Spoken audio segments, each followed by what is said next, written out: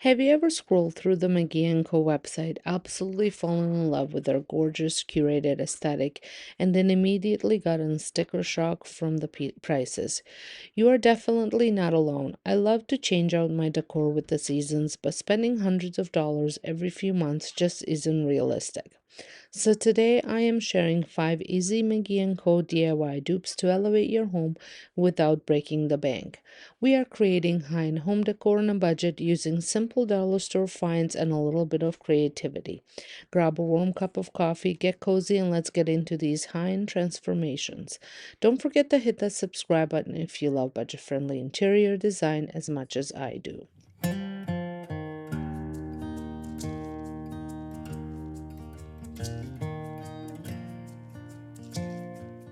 For our first project, I actually headed over to Dollar Store to pick up some basic supplies, and of course, I walked out with so much more than I intended. I was on the hunt for a frame and found this beautiful 8 by 10. It's simple, but it has these lovely subtle grooves along the edges that give it a slightly elevated custom look. Next, I needed some art. McGee Co has an incredible selection of vintage-inspired landscape and floral prints, but they come with a pretty hefty price tag. I heard the dollar store had their new calendars out, which is one of my favorite secret hacks for affordable art. They had tons of options, but I immediately gravitated towards these beautiful vintage style landscape prints. They also had some stunning natural florals that would make a perfect McGee Co dupe. They come ready to just pop into a frame, so maybe I'll use those in an upcoming video. For today, I'm settled on a gorgeous Spring at the Farm print. I took the frame apart and used the backing as a template. I drew out my border and then took about a quarter of an inch off each side of the calendar print. This leaves a nice crisp white border around the art, mimicking an expensive matted frame. You could use poster board for this, but utilizing the paper that already comes with the frame is the easiest, most budget-friendly way to do it. Now here's the extra step I highly recommend to make your print look like an authentic painting. I take some Mod Podge and bristle brush and I brush it right over the top of the print in different directions, mimicking the natural brushstrokes of a real painted landscape. Once I attach the print to the white backing with the Mod Podge and let it completely dry.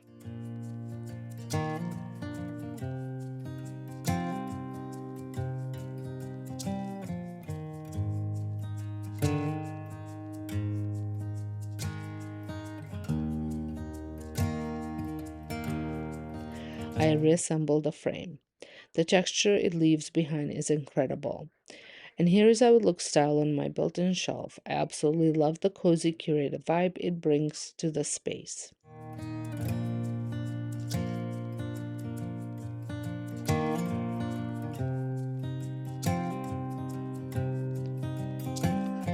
Moving on the next DIY, seashell motifs are so popular this year and McGee Co has a gorgeous ceramic one on their site.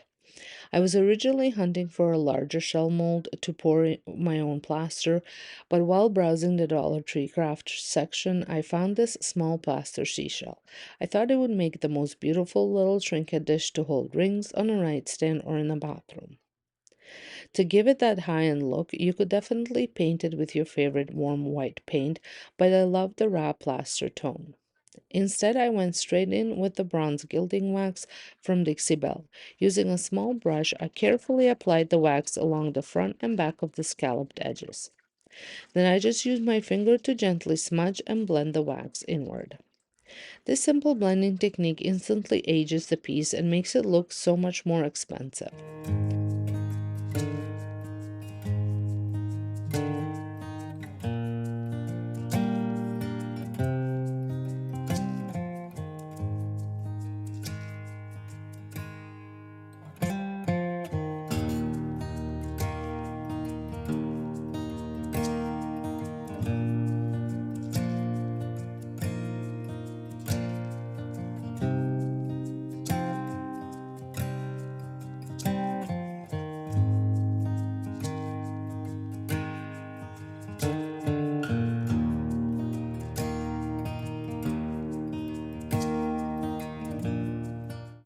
To finish it off and give it the look of glazed pottery, I brushed on a coat of high gloss sealer, also from Dixie Belle. The shine completely transforms it from a rock craft plaster into a beautiful high-end ceramic look-alike. Before we jump right into our third project, I just wanted to take a quick second to say thank you so much for hanging out with me today.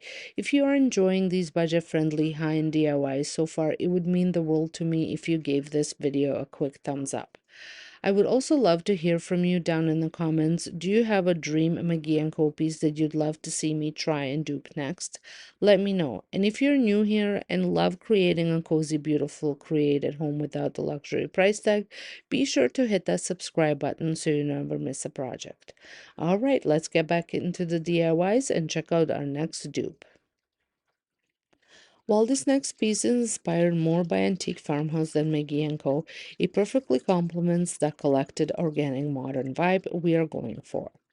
I saw a beautiful vintage brass dragonfly online and thought it would be the perfect subtle touch for spring and summer decorating. I actually found my dragonfly attached to a plant hanger at the Dollar Tree. It was the absolute perfect shape and size. It just needed a major finish update. I took it outside and gave it a solid coat of metallic matte black spray paint, and even though the paint says the material still had a bit of a sheen, which was perfectly fine. Once the black base coat was dry, I took some metallic gold acrylic paint, dabbed a little onto a paper towel, and lightly stippled it all over the dragonfly. The goal here is to hit the raised edges and let the black paint sit in all the little crevices and rib details of the wings. It creates the most gorgeous aged-weathered brass patina, and I am thrilled with how this piece turned out.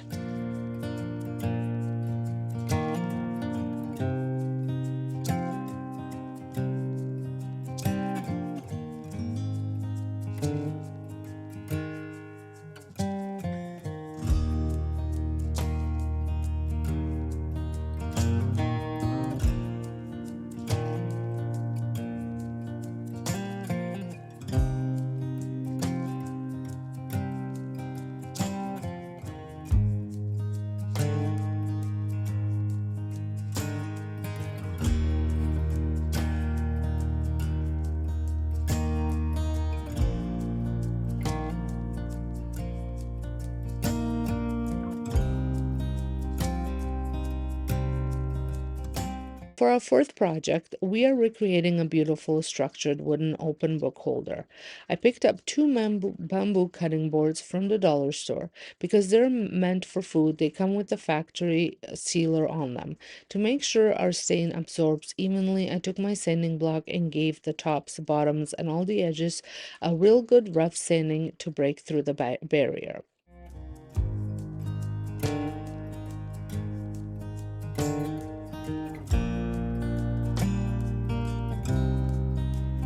Next, I went with some brown antiquing wax. I brushed it on and rubbed it deep into the grains. This immediately stripped away that standard bamboo color and gave the boards a much deeper, warmer, richer tone that looks so high-end.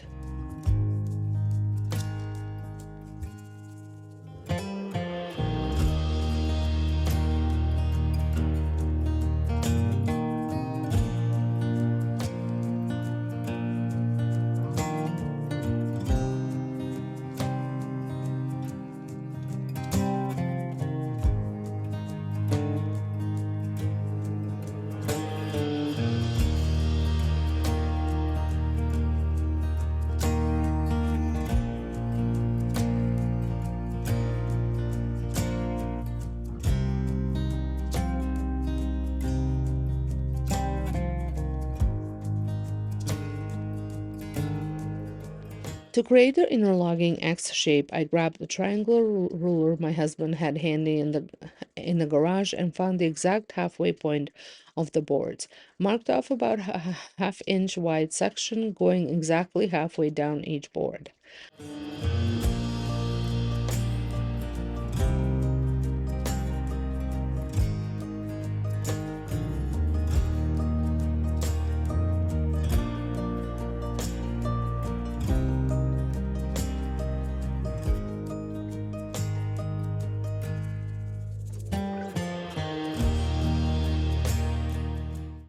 Out in the garage, we used the saw to cut straight down those two marked lines and then made one small relief cut right in the middle. This makes it so much easier to just snap the little pieces of the wood right out.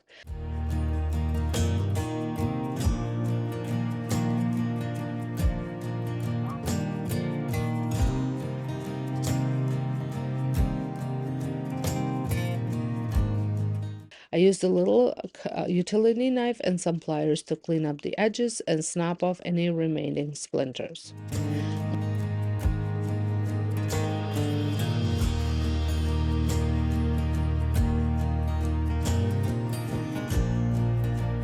Once the slots were clean, I just slid the two boards together and boom, a gorgeous minimalist wooden bookrest.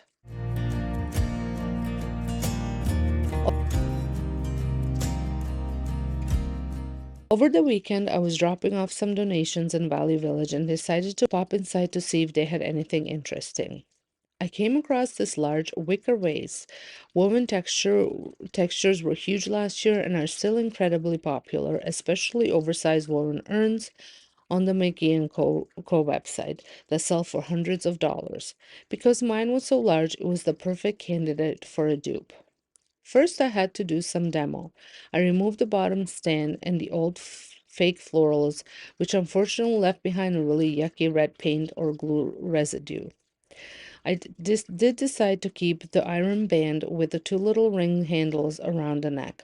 I felt like it added some great architectural character.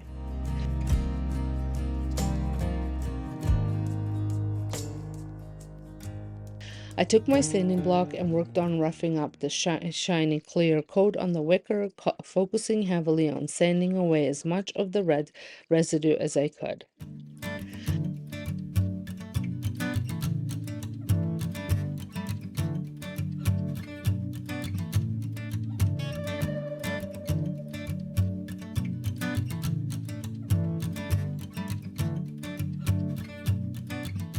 Once I was satisfied, I wiped the whole piece down with a baby wipe to remove the dust.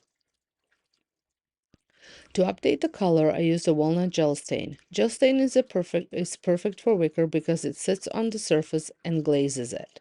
Using a foam brush, I heavily applied the stain, making sure to work in deep into all the woven crevices.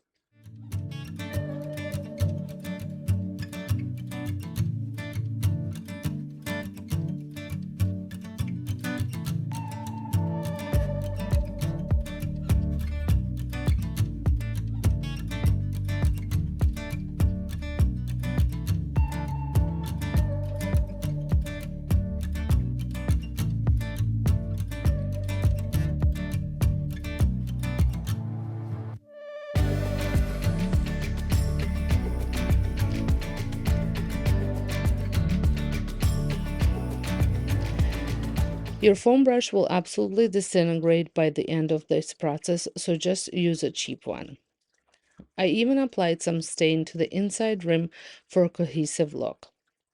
I let the stain sit and soak in for about 15 minutes and then took a paper towel and firmly wiped away the excess. This tones down the original bright yellow color, leaving the dark walnut in the wave to create beautiful depth and dimension. I went back in lightly to blend any splotchy areas, and the transformation is stunning. It looks so modern, earthy, and incredibly expensive.